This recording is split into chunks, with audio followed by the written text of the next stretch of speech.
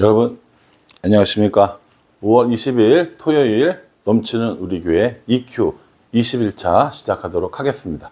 오늘 본 말씀은 출애굽기 13장 17절부터 14장 31절까지 말씀입니다. 어제 말씀 묵상해 보셨으면 6월절의 의미를 이제 파악하셨을 거예요. 그리고 이제 이스라엘 사람들이 애굽을 탈출하는 것들을 살펴보았습니다. 홍해를 가른 사건들이 나오는 게 이제 13장이고요. 또 건너서 어떤 과정으로 시내산까지 가는가 하는 것이 이제 본문 내용이거든요. 여러분들 오늘 13장과 14장까지만 이제 묵상을 하지만 이제 다음 나오는 그 내일 본문이 어디냐면 십계명에 나오고 출애굽기 19장이 되는 겁니다. 그러니까 13장부터 19장까지, 18장까지를 봐야 되는데 뭐 여러분들은 13장과 14장만 읽으시면 되겠지만 그래도 그 안에 좀 어떤 것이 있는지 또 알아볼 필요는 있고 여기에 또 이제 좀 이런 지리적인 것들을 좀 알면 더 도움이 될 것 같아서 오늘은 지리 공부를 한번 해보도록 하겠습니다. 자, 불을 꺼주시죠. 네, 제가 끄겠습니다. 예. 오늘 이 지리 공부를 좀 하시면 굉장히 많이 도움이 되거든요. 예, 보세요. 이게 이게 지구, 그러니까 세계 전도인 거죠. 우리나라가 어디냐면 우리나라가 여기 있습니다. 잘 안 보이시겠지만 우리나라 여기 있고, 일본이 여기 있고, 여기가 중국이고, 이렇게 보시면 됩니다. 우리나라에서 서쪽으로 쭉 가면 이스라엘이 있는 거예요. 이 지역인 겁니다. 이 지역. 지중해 중심으로, 오늘날로 말하면 포르투갈, 스페인, 프랑스, 이탈리아, 그리스, 터키, 여기 둘러싸여 있는, 남쪽으로는 모로코, 알제리, 투니지, 리비아, 이집트, 여기가 지중해거든요. 그러니까 성경에 나오는 가장 메인의 이런 지리는요, 이 지중해 중심이라고 보시면 됩니다. 그 중에 이제 여기가 되는 거죠. 이 부분을 좀 더 확대해서 볼까요? 예. 요 지중해를 좀 확대해서 보면요. 이스라엘은 여기 있어요. 이스라엘 여기 있고, 터키가 여기 있고, 여기가 그리스입니다. 여기가 이탈리아, 로마가 되는 거죠. 그러니까 성경이 배경이 되는 지리는 다 여기라고 보시면 돼요. 여기라고 보시면 돼요. 여기서 이제 이스라엘 사람 살았고요. 여기가 애굽인 거고요. 그리고 이제 여기가 바울이 전도했던 소아시아 지역인 거고요. 오늘날 터키 튀르키예로 바뀌었죠. 여기인 거고요. 그리고 복음이 유럽으로 넘어가서 여기가 이제 그리스 이쪽으로 복음이 전파되는. 그 나중에 바울이 로마까지 가게 되는. 그러니까 이 지역이 결국 뭡니까? 이스라엘 성경에 나오는 지리적인 배경이라는 거죠. 그래서 우리가 성지순례를 간다고 하면 이스라엘 지역을 가고요. 또 튀르키예 지역을 가고요. 또 그리스를 가고요. 로마를 가고 이렇게 성지순례를 가게 되는 거거든요. 여러분들이 기본적으로 어디 있다? 우리나라에서 서쪽으로 쭉 가면 지중해가 있는데 그 지중해 연안이 성경이 말하는 성경의 배경적인 곳이구나 라고 이해하시면 좋을 것 같고요. 좀 더 크게 보면 이렇다는 겁니다. 자, 좀 더 크게 보면요. 여기가 이스라엘이에요. 제가 지도 맨날 그림 그릴 때 이렇게 쭉 그리고 여기 지중해 쓰잖아요. 쭉 그리고 지도에 쓰는 데가 여기라는 거죠. 그리고 여기가 예루살렘이고 위에 레바논이 있고 시리아, 요르단, 이라크 이렇게 있는 거죠. 그러니까 이라크를 중심으로 한 이 지역이 메소포타미아 문명인 거고요. 이집트 나일강을 중심으로 한 게 이제 이집트 문명인 거고요. 그 문명 사이에 이스라엘이 있는 거고 아브라함이 주로 활동했던 지역이 어디냐면 이 지역인 겁니다. 아브라함이 활동했던 지역이 이 지역. 여기서 하란으로 여기가 우르죠. 우르에서 하란으로 올라가서 가나안 땅에 살고 애굽으로 내려갔다가 돌아오고 이런 내용들인 거고요. 창세기 마지막에 가나안 땅에 살던 사람들이 애굽으로 내려갔어요. 거기서 탈출하는 과정입니다. 여러분 이 지도로 볼 때 그래서 이스라엘 옆에 요르단 그 위에 레바논 시리아 이 시리아에 있는 동네 이름이 다마스커스 다메섹인 거죠. 여기요 다마스커스 요렇게 해서 보시면 훨씬 더 재미있고 눈에 잘 들어올 거라고 생각을 합니다. 오늘 이제 우리가 살펴볼 건 이제 뭐냐면 출애굽하는 겁니다. 출애굽이요. 그러니까는 람셋을 출발해서 숫곳을 지나 쭉 이렇게 빨간색 선을 따라서 쭉 왜요? 여기가 이제 시내산인 거고요. 여기 가데스 바네아를 거쳐서 이쪽 길로 해가지고 이게 왕의 대로거든요. 왕의 대로를 통해서 들어간다. 이게 전체적인 내용인 겁니다. 좀 더 크게 볼까요? 그럼 이 지도만 눈에 들어오면 사실은 출애굽기는 다 보신다고 보면 됩니다. 라암셋을 떠나 오늘 이제 본문에 이제 홍해를 건너가는 거죠. 라암셋을 떠나서 숫곳을 지나서 이렇게 나오는 거거든요. 여러분 이 과정, 이 지도 가운데 되게 유의해서 보실 게 있어요. 여기 보면 수에즈 있잖아요. 수에즈. 그리고 여기 보면 포트사이드라는 데가 있잖아요. 이 여기와 여기를 쭉 이렇게 선을 쭉 이렇게 이으면 이게 뭐냐면 수에즈 운하가 됩니다. 수에즈 운하가 되는 거예요. 수에즈 운하의 이 길이는 163km 정도 되거든요. 그러니까 오늘날 여기는 이어져 있지 않아요. 여기 띄어져 있습니다. 뭘로요? 수에즈 운하로 띄어져 있다라는 거죠. 그러면 어디를 건넜느냐라고 얘기할 때 이런 데를 건넌 건 아니에요. 여기 엄청나게 넓은 지역이니까 여기 어디를 건넜다라는 것이죠. 그래서 이제 정확히는 아니지만 홍해를 건넜다라고 표현을 하는 거죠. 라암셋을 떠나 숫곳을 지나 홍해를 건넜어요. 그리고 나서 어디로 가느냐 하는 이제 내용들이 나오는 겁니다. 홍해를 건넌 사건을 잠깐 살펴보면 이스라엘 백성들이 뒤에서 막 병사들이 쫓아오고 앞에는 홍해로 가로막혀 있었으니까는 우리 다 죽었어 이제. 왜 우리 불러내서 이렇게 해? 라고 모세를 원망하죠.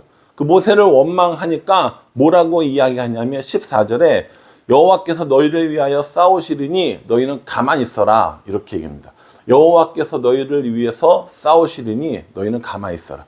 여러분 그 이스라엘이 애굽을 탈출한 것도 이스라엘 사람들은 아무것도 한 게 없다고 그랬어요. 홍해를 건너는 일에도 마찬가지입니다. 하나님께서 일해 주시고 하나님께서 옮겨 주셨고 하나님께서 은혜를 베풀어 주셨다는 겁니다. 때로 사람들은 자신들의 힘으로 또 나의 힘으로 뭔가를 해보려고 하지만 하나님이 일하심을 지켜봐야 할 때도 있다는 겁니다. 홍해가 그런 대표적인 사건이라고 볼 수 있는 거죠. 그렇게 홍해 앞에 서서 모세가 지팡이를 홍해 앞에 내밀었을 때 우리 영화에 보면 홍해가 이렇게 쫙 깔리잖아요. 빡 건너간단 말이에요. 성경은 그렇게 얘기하지 않고요. 밤새도록 동풍이 바닷물을 갈랐다라고 얘기합니다.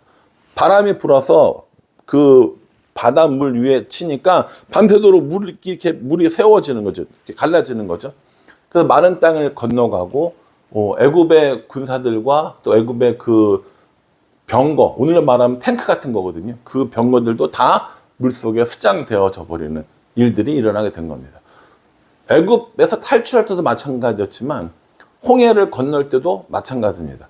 이스라엘 백성들이 한 건 아무것도 없었어요. 하나님이 해주셨다라는 겁니다.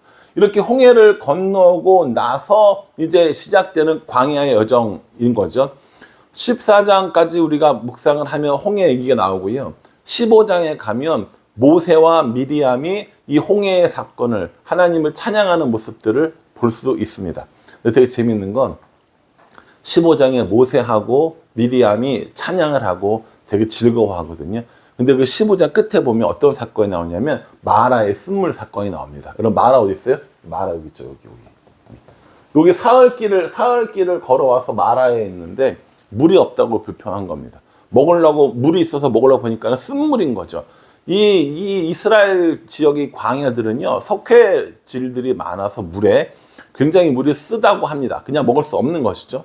사람들이 물이 없어서 또 이렇게 궁시렁궁시렁 거리고 원망하고 하니까 한 나뭇가지를 던져서 그 물을 단물로 만들고 거기서 너희를 치료하시는 하나님이라는 의미로 여호와 라파 하나님의 이름을 부르게 되는 겁니다. 그게 이제 마라에서 있었던 일이고요.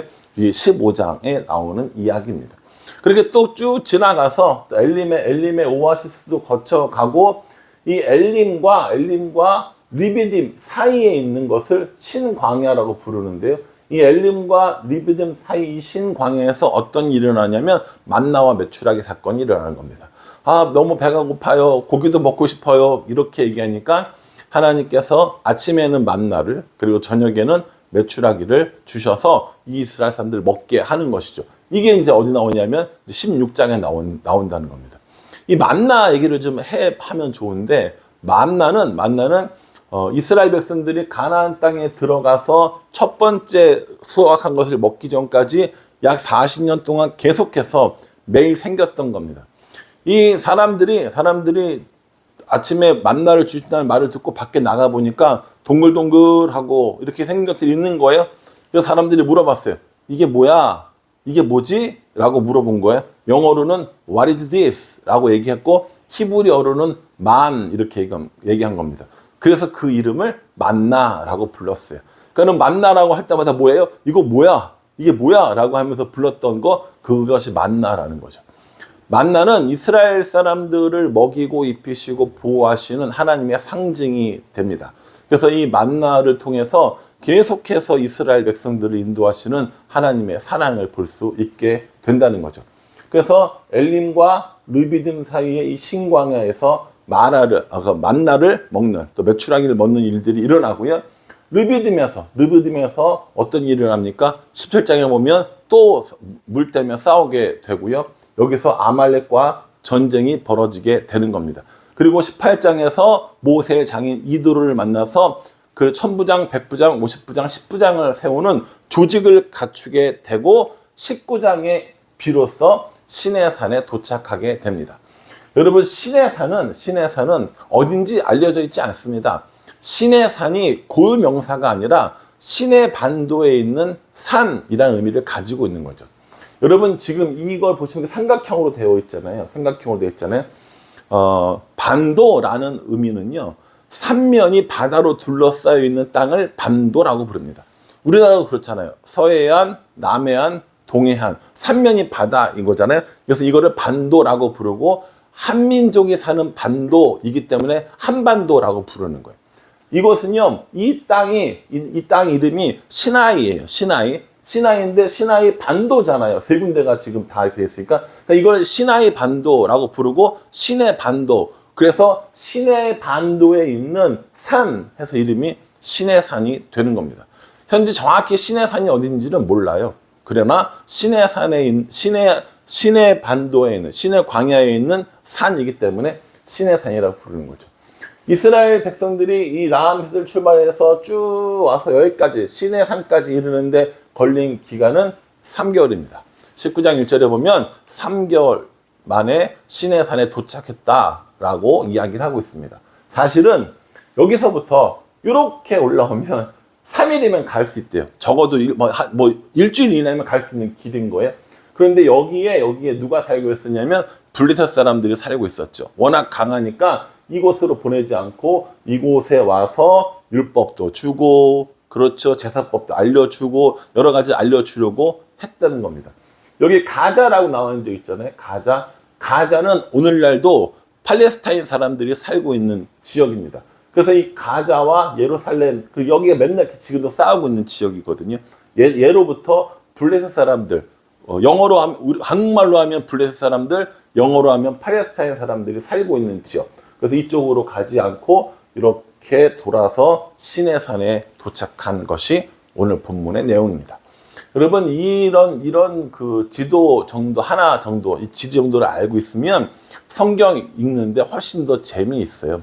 많지도 않잖아요. 라암에서 출발했어. 쭉 와가지고 마라 지나고 엘림 지나고 신광야에서 만나 먹고 르비딤에서 싸우고 시내산에 도착했네 라고 하면 이 시내산에 도착한 것으로 뭐합니까? 출애굽기 내용은 끝났다고 보시면 됩니다. 이제 이 시내산에서 10계명을 받고 또 율법들을 받고 또 성막을 짓고 이걸로 끝나는 거니까요. 그 다음에 어디로 갑니까? 그 다음에 이제 여기서부터 쭉 출발해서 여기까지 가는 내용. 이게 뭐예요? 그게 우리 목사님 때 민수기인 거고요. 여기서 출발 쭉 해가지고 여기 가가지고 여기 들어가는 거 뭡니까? 여기 들어가는 거 이제 여호수아가 되는 거예요. 여러분, 진도가 앞으로 이제 쭉쭉쭉 팍팍팍 나가거든요. 여러분들이 잘 따라오시면 좋겠고요. 요 지도 하나 잘 기억해 두시면 좋겠다라는 생각을 해봅니다. 이 지도는 제가 여러분들 그 카톡방을 통해서 여러분들에게 전달해 드릴게요. 요 지도 한번 보시면서 성경 읽으면 훨씬 더 도움이 될 거라고 생각이 됩니다. 여러분, 오늘 이 말씀 읽으시면서 어떤 것들을 묵상하셨습니까? 생각해 보면 이스라엘 사람들에게만 홍해가 있었던 것은 아닙니다. 우리들에게도 삶을 살아가는 데 있어서 홍해가 분명히 존재하는 거죠. 넘어갈 수 없고 이길 수 없는. 근데 그 홍해 앞에 하나님의 구원을 지켜보는 것, 하나님의 행하심과 일하심을 바라보는 것, 그것이 우리들의 할 일이고요. 계속해서 인도해 주세요. 마라의 쓴물에서도, 르비딤에서도, 아말렉과의 전투에서도, 만나와 메추라기를 통해서도 끊임없이 우리를 인도해 주시고 도와주시는 하나님입니다. 오늘도 저와 여러분들이 이런 하나님을 만나고 경험해서 날마다 승리하는 삶을 살아갈 수 있기를 주님의 이름으로 축복합니다. 기도하겠습니다. 하나님, 애굽을 떠났습니다. 떠나고 홍해를 만나고 광야에 들어갑니다.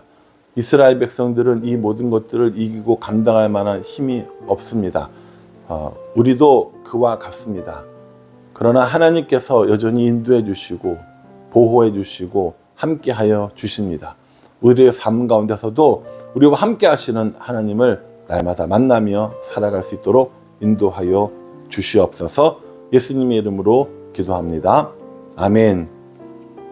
예, 여러분 오늘 말씀 잘 묵상하시고요. 오늘 토요일이니까 여러분 혹시 밀린 거 있으면 EQ 함께 해주시고 읽으시면 좋겠고요. 제가 갑자기 생각난 건데 우리도 빨리 이 성지순례를 한번 가서 눈으로 보고 또 이렇게 정말 공기도 체험해보는 그런 날이 왔으면 좋겠다는 생각을 합니다. 많이 기도해 주시기 바랍니다. 감사합니다.